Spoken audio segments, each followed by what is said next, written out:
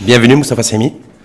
Je rappelle que vous êtes professeur de droit et politologue, donc on va débattre sur l'info en face un peu spéciale aujourd'hui, puisque on va débattre essentiellement de la double table ronde.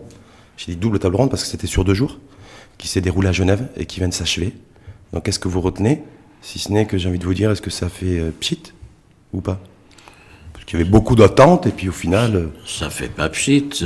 Il était difficile d'attendre autre chose de ce rendez-vous de Genève des 5 et 6 décembre. Ce qui est important tout de même, c'est que ce rendez-vous ait eu lieu. Pourquoi? Parce que depuis mars 2012, il n'y a plus ce type de rencontre.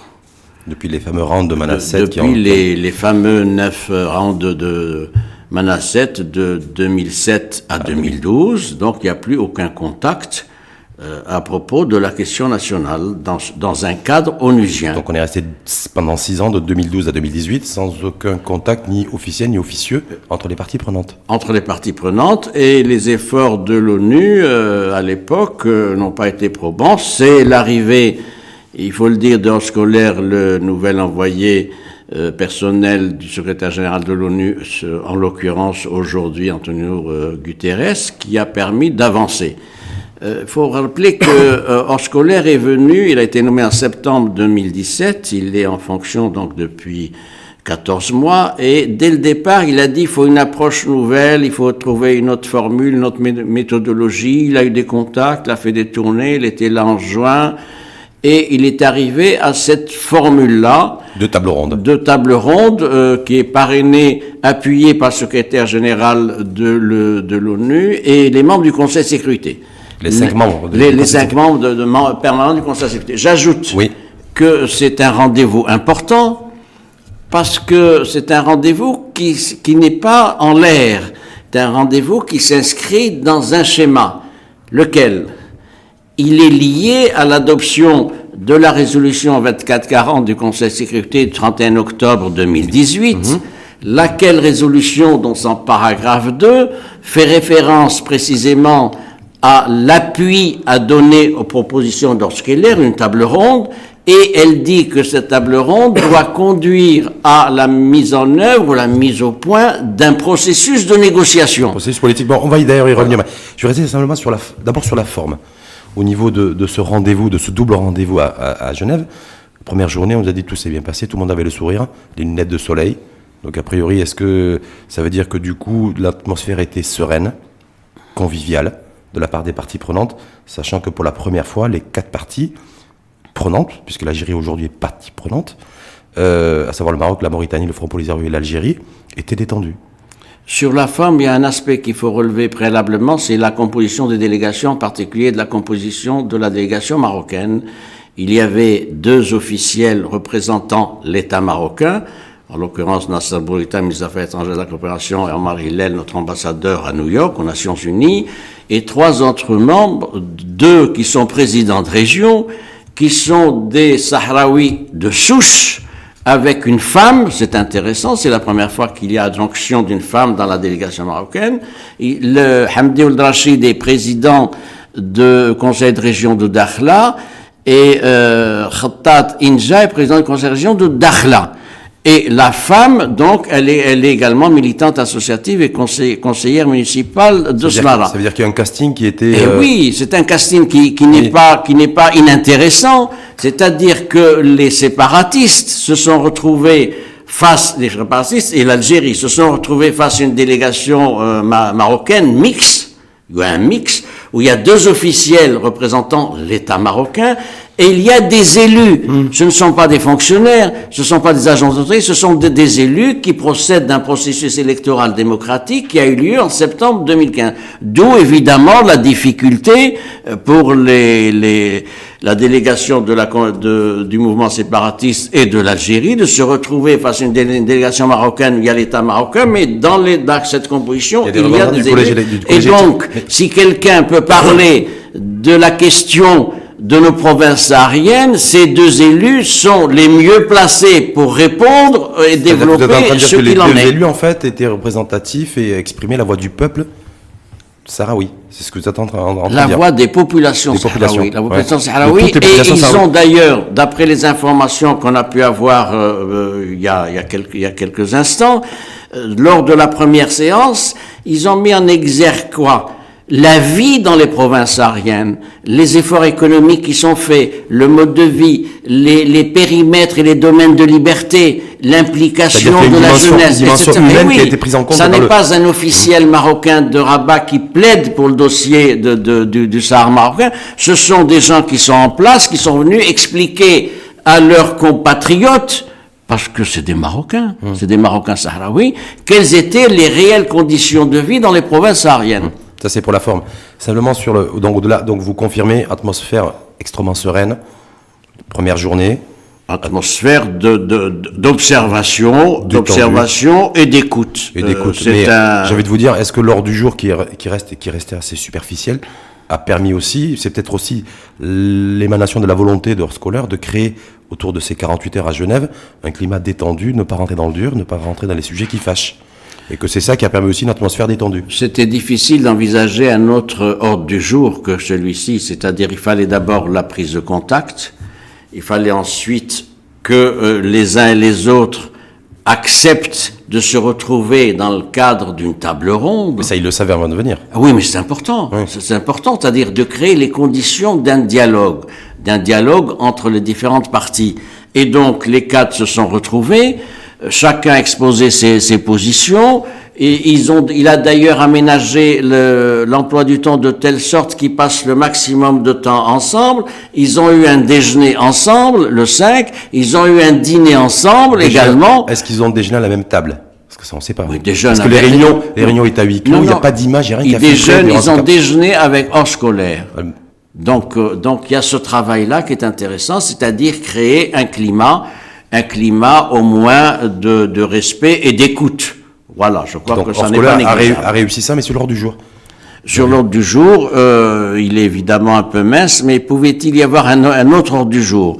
L'ordre du jour portait sur des communications faites par les 4 parties. Ça, c'est le premier volet. Et le deuxième... Communication autour de quoi, sur le premier volet? Oui, c'est-à-dire chacun explique sa position sur la question nationale. Le regard qui porte un petit peu sur la région, voilà, sur les enjeux. Non, sur la question nationale, la question nationale du Sahara, mais également sur les aspects régionaux. C'est pour ça que je parle de la région. C'était les deux volets. Donc, le Maroc a défendu ses positions, l'Algérie aussi. Est-ce qu'on peut imaginer que le terrorisme dans la région, la menace terroriste a été évoquée ou pas du tout? C'est les problèmes généraux de la région qui ont été évoqués. Problèmes économiques, la nécessité de la relance de l'intégration économique, aussi maghrébine, c'est un des points qui a été évoqué. Pour permettre aux populations aussi de pouvoir vivre dans un cadre meilleur. D'avoir un cadre qui soit attractif, qui permette de créer de l'emploi, de conforter des projets de développement et de veiller à la sécurité et à la stabilité. Ça fait partie des points qui ont été évoqués à propos de la question régionale. Sur la question régionale, justement, Horskoller avait effectivement, c'est lui qui a décliné cet ordre du jour, et en positionnant comme premier point le regard que chaque partie porte sur la région, en insistant sur la dimension socio-économique. Oui.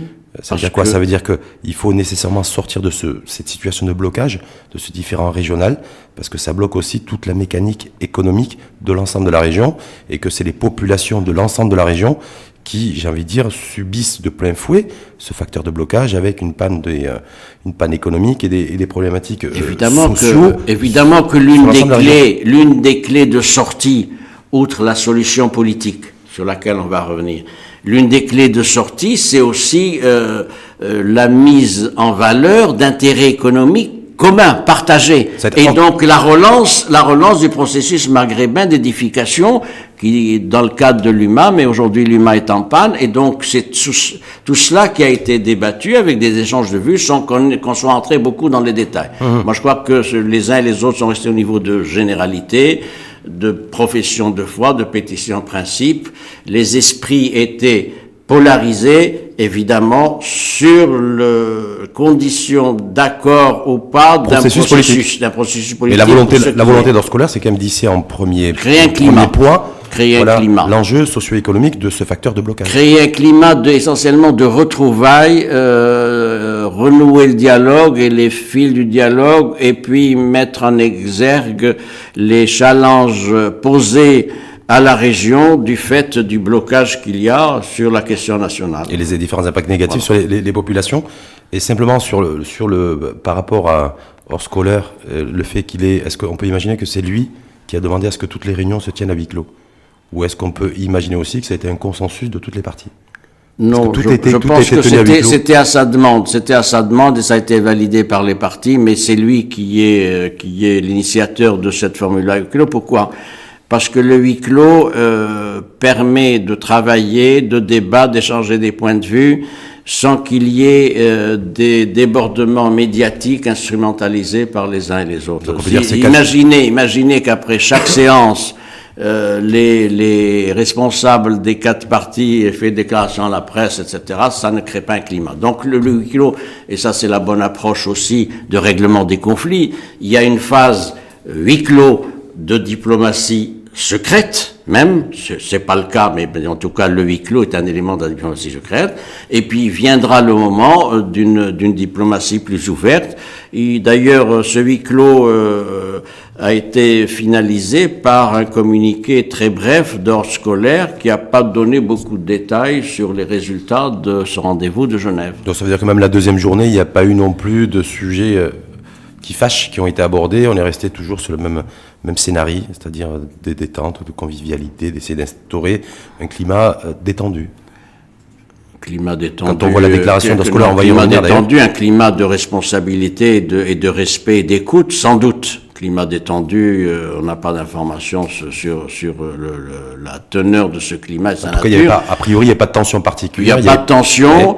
C'est un round d'observation, d'échauffement, de mise en contact des 4 parties. Les problèmes vont se poser à partir de ce rendez-vous de Genève. Voilà. À partir de ce rendez-vous de Genève. À partir de ce rendez-vous, c'est là que les choses vont se compliquer. Donc là, pour le Maroc, je voudrais quand même insister sur ce point, pour le Maroc, c'est un acquis. Genève est un acquis diplomatique positif. Pourquoi? Parce que le Maroc s'obstine depuis des décennies à dire que l'Algérie est partie prenante dans ce conflit artificiel et que la solution, elle est en même temps le problème, parce que c'est l'Algérie qui abrite, qui arme, qui finance, qui soutient diplomatiquement le mouvement séparatiste. Elle est le problème, mais elle est la solution en même temps. Et donc, c'est un acquis pour le Maroc, parce que pour la première fois, c'est important à relever, pour la première fois dans les résolutions du Conseil de sécurité, et la dernière, la 2440 du 31 octobre 2018, il a été fait expressément référence à l'Algérie comme partie. L'Algérie et la Mauritanie. C'est la première fois. C'est-à-dire que l'ONU ne fait plus de distinction entre les 4 parties prenantes. Mais c'est important pour le Maroc, parce que dans toutes les résolutions du Conseil de sécurité, il est fait référence à quoi? Il est fait référence à des pays de la région, des pays voisins. J'ajoute que contrairement à ce qu'a déclaré le ministre algérien des Affaires étrangères tout à l'heure, après Adam Sahel, il a dit « Nous sommes venus en tant qu'observateurs ». C'est faux. L'Algérie a été invitée à ce rendez-vous de Genève comme partie prenante au même titre que le mouvement séparatiste, que la Mauritanie et le Maroc. Donc ils se sont repliés dans le discours officiel du pays voisin, se disant ah oui mais nous on a un statut d'observateur. Pas du tout, c'est une partie prenante. Et d'ailleurs les discussions se sont faites à 4. Si tel était le cas, on ne discute pas avec les observateurs, on discute avec la partie principale. Or, il y a une partie principale qui, pour une fois, est reconnue, et ça conforte la position du Maroc depuis des décennies. Enfin, il a obtenu satisfaction, et c'est la communauté internationale qui lui a donné cette satisfaction-là, dans le rapport de Antonio Guterres qui a été fait début octobre et dans la résolution du Conseil de sécurité. Et le Front Polisario, pour l'instant, le mouvement séparatiste ne s'est pas exprimé. Si. D'habitude, il n'y a pas eu de, il n'y a pas eu de sortie de route. Non, ils ont repris. Moi, j'ai les dépêches comme vous. Je les ai eues avant cette émission comme vous. Il y a la réponse qui a été faite par le président du Parlement, entre guillemets, du Parlement séparatiste, Khatri Dour, qui dit oui, nous sommes là-bas, mais nous sommes là pour la recherche de l'application du principe d'autodétermination et de référendum en faveur du peuple sahraoui. Ça, c'est évidemment, ça c'est ce qui est conventionnel. Il a ajouté un autre point intéressant. Il a dit il faut créer un climat favorable de confiance, de détente. Et il a évoqué. Hors colère aussi plus dans la conciliation que dans l'affrontement. Oui, mais c'est-à-dire qu'on n'est plus dans l'affrontement aujourd'hui entre les quatre parties. Il y avait à la lecture de ce propos, de cette la réaction de ceux du président. Il n'y avait pas autre chose à attendre du chef de la délégation du mouvement séparatiste que la reprise de slogans et d'une littérature habituelle que nous connaissons. Coopération, conciliation et non plus affrontement. Voilà, donc ça veut dire qu'il n'y aura plus de provocation, selon vous, du Front Polisario, maintenant que le processus politique a été lancé. Mais depuis Genève. Est-ce qu'on peut être sûr que le mouvement séparatiste va cesser ses provocations? Est-ce que selon vous, après cette double réunion à Genève, la prochaine rencontre qui est prévue en 2019, a priori au mois de mars, est-ce que ça veut dire que du coup les esprits vont se calmer? On peut l'espérer, on peut le souhaiter, mais rien n'est acquis dans ce type de dossier. Rien n'est acquis et c'est pas sûr que les engagements pris par les deux parties, l'Algérie et le mouvement séparatiste, soient respectés. Je note d'ailleurs que c'est au Conseil de sécurité à la MINUSO à veiller à la stricte application de la résolution 2440. Qui a mis fin au mythe des territoires libérés, qui a demandé au mouvement séparatiste de ne plus occuper des lieux ou des zones au-delà du mur, notamment à Tifariti. Et donc, le Maroc est tout à fait fondé à demander à ce que la mission des Nations Unies, la MINUSO, le Conseil de sécurité, fasse respecter ce que ces mêmes pays, dans le cadre du Conseil de sécurité, ont fait valider le 31 octobre. Avant de passer sur le communiqué final, en fait, en tout cas, ce qui a été exprimé et adopté par les quatre parties, et exprimé par Horst Kohler cet après-midi à 15h, est-ce qu'on n'a pas parlé de la Mauritanie? Parce qu'il y a quatre parties prenantes. Oui, mais la Mauritanie a une position intéressante de réserve et de retenue. Elle est partie prenante parce que elle a été au lendemain de la marche verte. Elle a été au lendemain de la marche verte, puisque une partie de l'ex-Sahara occidental est revenu à la Mauritanie suite aux accords de 75 jusqu'à 79, jusqu'à août 79, et que le Maroc a récupéré cette province-là qui lui revenait légitimement. Elle est également intéressée parce que c'est un problème frontalier, c'est un problème de sécurité régionale pour elle, donc elle est là. Elle a une position. C'est quoi si je fais acte de présence, moi? Non, elle a une position de neutralité vigilante parce que elle a une frontière commune avec l'Algérie, qui est une frontière d'1 millier de kilomètres. Elle a une frontière, et donc avec l'Algérie, et donc avec Tindouf, où sont les camps séparatistes. Et c'est une zone où il y a beaucoup de difficultés et de problèmes, notamment trafic, contrebande, mouvements séparatistes, mouvements terroristes, etc. Donc c'est à bon droit que, et tant pour des raisons historiques, diplomatiques que sécuritaires, géographiques, que la Mauritanie soit présente dans la recherche d'un processus. Et dans aussi les questions, parce qu'on a préparé cette émission avec la rédaction du matin, il y a une question qui émane dans le fait qu'il n'y a aucun engagement qui a été pris. Est-ce que c'est normal? Il y a un engagement. Non, mais à part le fait de se revoir. Ah oui, mais c'est un engagement. Oui. Donc on doit se contenter de ça. Après tout, toutes les parties se sont engagées à se revoir. Il y a un engagement qui est pris pour une deuxième table ronde. C'est la qualification intéressante, une deuxième table ronde, donc de pourparlers et non pas de négociation. Il faut le dire. La nuance n'est pas que juridique. La nuance, c'est quant à la nature des questions posées. On est dans des pourparlers quand il y a un échange de vues. On est dans les négociations quand on dépasse les pourparlers et qualitativement on arrive à examiner donc les points posés dans tel ou tel contentieux. Donc ça, il y a un engagement qui est pris maintenant, c'est le rendez-vous qui est prévu vers le mois de Au mars. printemps prochain. Mars probablement, pas le début mars, mais probablement vers le 20 mars, parce que il y a une... Même si parce qu'il y a une contrainte. le voisin de l'Est a des élections présidentielles à l'Algérie. Mais mais c'est en Voilà. avril et ça on verra. C'est un autre débat. Ça va peser dans l'agenda. Il n'y a pas le risque qu'Alger demande à ce que ça se fasse un peu plus tôt ou un peu plus tard. Si vous posez cette question, je vais vous répondre. Oui. Précisément, Oui. la concomitance entre le deuxième rendez-vous de la table ronde vers le 20 mars, avant le 1er avril, parce que le Conseil de sécurité se réunit de nouveau pour aborder la question donc de faire un point de situation, du l'état Sahara du- marocain, le mandat de la MINURSO, point de négociation, etc. Donc précisément du fait du télescopage entre ce rendez-vous onusien fixé par heure scolaire vers le 20 mars et le prochain scrutin présidentiel en Algérie devant ou non accorder un 5e mandat Bouteflika, c'est une situation qui ne va pas pousser l'Algérie à avoir des cartes, à avoir des atouts et à faire des propositions. Pourquoi ? Personne aujourd'hui ne peut décider quoi que ce soit. Non, mais ça veut dire, est-ce que la proximité de l'élection C'est présidentielle un facteur de algérienne, blocage. facteur de blocage C'est pour vous oui, c'est un facteur de blocage, c'est-à-dire qu'il ne faut pas attendre, me semble-t-il, pour le deuxième rendez-vous, quelques propositions de la part de l'Algérie, des propositions constructives. Mon sentiment, moi, Mais c'est ça qu'ils vont rester, c'est qu'ils sont dans un couloir.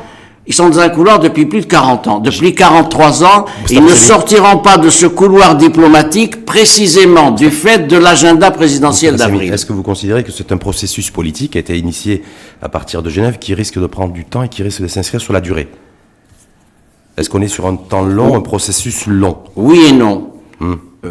Non, d'abord, non, parce qu'il y a une forte pression américaine pour que ce dossier soit réglé. Et c'est comme ça que les Américains ont imposé que le mandat de la MINURSO ne soit que de 6 mois et qu'il y ait une accélération du processus négociatoire, donc d'où le rendez-vous de Genève. J'ajoute que la position américaine est une position donc de forcing, de pression, et que le mandat de la MINURSO a été réduit à 6 mois contre l'avis d'ordre scolaire et contre l'avis du secrétaire général de l'ONU, Antonio Guterres, dans son rapport début octobre. Donc, vous voyez qu'il y a une forte implication américaine et ils vont peser de tout leur poids pour que ce processus avance. Et qu'il y ait des avancées, pas simplement des avancées, qu'il y ait autre chose, c'est qu'il y ait une percée. Il y a une différence entre des avancées. Les avancées, on a des gains. C'est-à-dire qu'on avance concrètement. Et qu'il y ait au travers une de percée mettant d'accord les 4 parties sur un processus. C'est pour ça que je vous ai répondu oui et non. Oui et non, mais justement, s'il y a un changement dans la présidence de l'Algérie, un changement d'équipe, un changement de staff, à partir du mois d'avril, est-ce que les engagements qui pourraient être pris par l'Algérie au mois de mars pourraient être revus et corrigés de la part d'Alger? Vous raisonnez sur une hypothèse formelle. Probable? Formelle. Formelle parce que je doute que d'ici fin mars, l'Algérie fasse montre d'un esprit constructif à propos de la question nationale. Vous êtes en train de dire que le 20 mars prochain, aucune partie prenante ne fera de concessions. C'est ce que tu es en train de dire. Non, il ne s'agit pas de faire de concessions. Oui. C'est pas un problème de concession, c'est un problème d'implication dans un processus pour la recherche d'une solution pragmatique, réaliste et conduisant à un compromis politique. C'est la position marocaine, elle a été encore exprimée tout à l'heure par notre ministre des Affaires étrangères Nasser Bourita à Genève.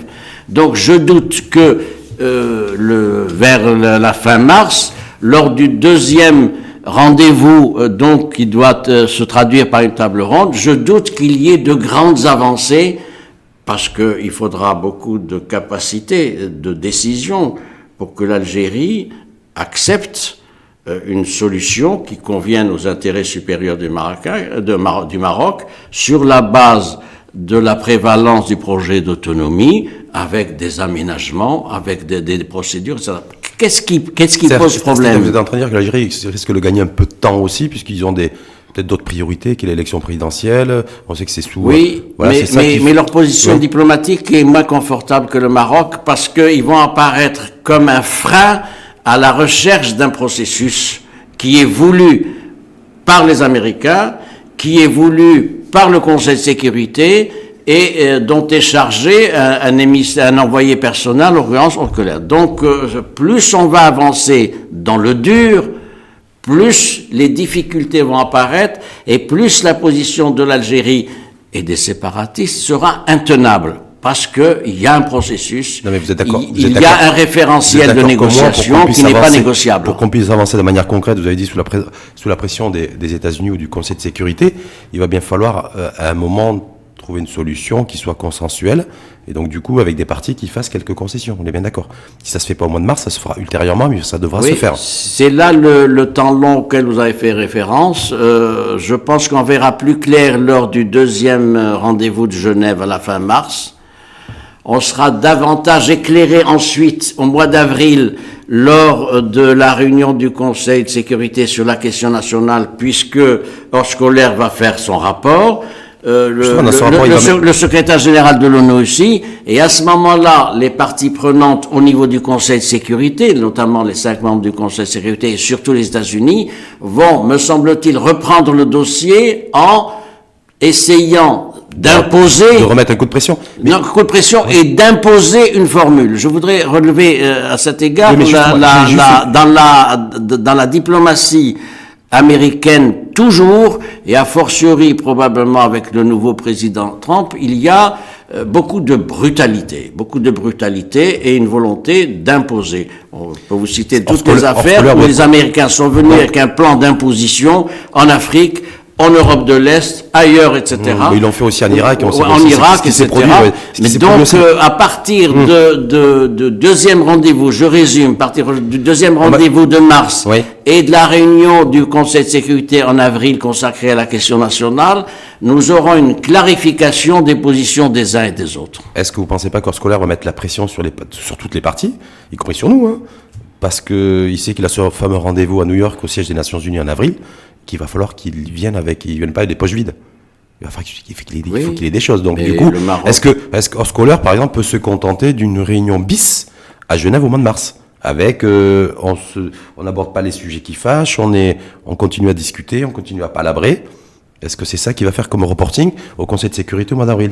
Est-ce qu'il peut se contenter de ça? Je vais vous répondre. Oui. Je vais répondre à travers la position marocaine. La position marocaine est ouverte. C'est une position ouverte sur une base de négociation, de la recherche d'un règlement politique sur une base négociée, un compromis acceptable pour les parties. Qu'est-ce qu'il y a dans cette proposition-là? Il y a le plan d'autonomie interne proposé en avril de 2007, qui est validé continuellement depuis 11 ans par le Conseil de sécurité dans toutes les résolutions, et qui est considéré comme un élément majeur de la recherche d'une solution. Est-ce que, simplement, ma question, je la répète, est-ce que Oscoler, selon vous, peut se contenter d'un rendez-vous bis à Genève au mois de mars et arriver au mois d'avril devant les membres du Conseil de sécurité, devant son big boss, qui est le secrétaire général de l'ONU, M. Guterres, en lui disant, voilà, je les ai réunis 2 fois, au mois de décembre, au mois de mars. Bon, voilà, ils ont l'air d'avoir manifesté la volonté d'aller de l'avant, mais voilà ce que j'ai pu obtenir. Ça dépendra de sa capacité de négociation donc il faudra qu'il arrache des négociations et de son autorité. Il faudra qu'il arrache quelque chose au mois de mars. Il faut qu'il arrache quelque chose. On est bien d'accord. Bien sûr.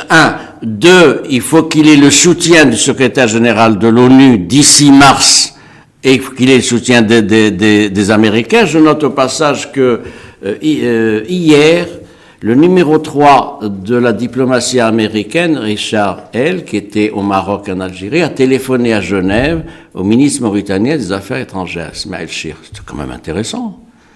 Qu'est-ce qu'il y avait de si urgent? C'est donc, il y a un suivi. Il y a le G5 au Sahel. Depuis 2 jours. Oui, mais il pouvait téléphoner au président Abdelaziz à Nouakchott. Il a téléphoné à Genève. C'est un message clair d'un suivi particulier. Le même responsable américain était à Alger et au Maroc. Il y a un suivi particulier de ce dossier au niveau de l'administration américaine. C'est d'ailleurs ce même diplomate qui a le dossier du Sahara Donc entre les mains. Vous êtes d'accord avec moi, alors scolaire ne pourra pas se contenter d'une réunion identique au mois de mars. Ça d'une part. Et simplement ma dernière question, M. Fassemi, d'ici le mois de mars, ça nous laisse à peu près 3 mois, gros trimestre. Est-ce qu'il faut s'attendre à des pressions exercées sur les différentes parties avant l'échéance du mois de mars, pour arriver à soutirer des choses Bien sûr qu'il y aura qui seront formalisées lors de cette rencontre de Genève? Je vais vous répondre rapidement. Il y aura des pressions sur les uns et les autres pour faire avancer le processus, pour que le deuxième rendez-vous de Genève soit rempli avec un ordre du jour. J'ajoute, qu'est-ce qui va se passer d'ici 4 mois, d'ici le mois de mars, le deuxième rendez-vous de Genève? Il va y avoir des contacts, il va y avoir des canaux diplomatiques formels ou non qui vont fonctionner pour se mettre d'accord sur quoi? Pour se mettre d'accord sur des principes de négociation, sur des modalités, sur des procédures. On ne va pas se retrouver au mois de mars avec les mêmes points évoqués lors des 5 et 6 février. Donc il y aura un activisme diplomatique sous l'égide d'ordre scolaire et d'autres puissances pour faire avancer ce processus et arriver fin mars avec quelque chose qui soit présentable, crédible, attractif et acceptable. Et sur l'humain, est-ce que ça va avancer parallèlement? Parce qu'on a vu que le ministre des Affaires étrangères aussi algérien, au lendemain ou sur le lendemain de l'appel lancé par le souverain, lors de son discours du 12 octobre, un appel de dialogue, de concertation à travers de mécanismes entre Rabat et Alger. Est-ce que ce processus-là, je veux dire processus parallèle, politique aussi, pourrait avancer, pourrait prendre forme aussi, parallèlement à la démarche entreprise par scolaire? Il y a 2 problèmes pour l'UMA. Le problème du l'UMA, c'est l'initiative tunisienne et mauritanienne d'accueillir donc un conseil des ministres extraordinaires des affaires étrangères. Il n'y a pas de date pour l'instant, on est en train de voir. Mais ça pourrait se faire, à mon avis, avant le mois de mars. Oui, voilà. Deuxième point, ça ne pourra se faire, et me semble-t-il, le Maroc ne souscrira à ce rendez-vous de l'UMA que si par ailleurs il a des éléments et des signes forts d'une volonté de l'Algérie de normaliser les relations avec le royaume et de faire montre d'un esprit positif dans le processus d'Oskeler. Pourquoi voulez-vous qu'on se retrouve au niveau de l'UMA alors que rien n'est réglé? Donc, une fois de plus, l'Algérie est dans le mur, face au mur, et c'est une question qui ne peut se débloquer que si l'Algérie arrête une position claire et cohérente sur la question nationale. En tout cas, on peut dire qu'à partir de maintenant, on est sur 2 agendas diplomatiques. Oui. À la fois l'agenda diplomatique avec les Nations Unies, et à la fois l'agenda aussi on est sur 3 agendas.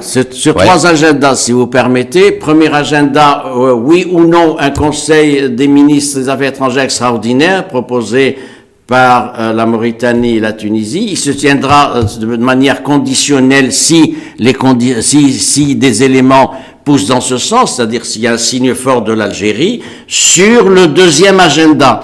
Deuxième agenda, c'est la normalisation des rapports entre Rabat et Alger. On n'a pas de réponse. On n'a pas de réponse. Donc, il faudra bien que, quelque part, il y ait une négociation. Et troisième agenda diplomatique intéressant la question nationale, c'est l'agenda onusien Oskeler. Donc, ce sont 3 agendas. Mais en fait, c'est un seul agenda, c'est-à-dire qu'il y a une fusion de ça. Ça revient à quoi? La normalisation ou pas des relations avec l'Algérie. À partir de là, tout est possible. On voit aussi qu'en tout cas, il y a une redistribution des cartes diplomatiques qui aujourd'hui s'offre à nous et s'offre à tout le monde. Oui, mais avec cette précision que c'est le Maroc qui a l'initiative. Oui. C'est le Maroc qui a l'initiative. L'Algérie n'a plus qu'une position défensive, en contre. Vous savez, c'est comme au foot, il joue le contre. Il y a aucune proposition, il y a aucune initiative. En tout cas, et ça, c'est important à relever. Toutes les parties prenantes, donc, à savoir nous, bien sûr, le Maroc, la Mauritanie, le mouvement séparatiste du Front Polisario et l'Algérie, qui est partie prenante et qui n'est pas un observateur. Oui, tout à fait. Voilà.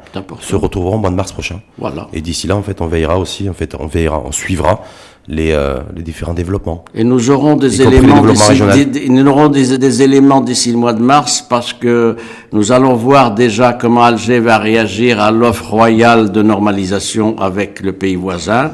Et je crois qu'ils nous ont ramenés sur le terrain de l'humain.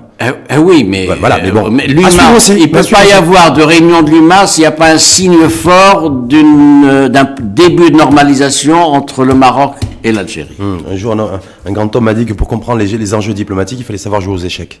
Peut-être qu'on est aussi face à une partie d'échecs. Oui, mais il faut savoir jouer au touti aussi. Oui, mais comme vous d'ailleurs. Merci en tout cas une fois de plus, Moustapha Semi, professeur de droit et politologue, et belle journée à vous.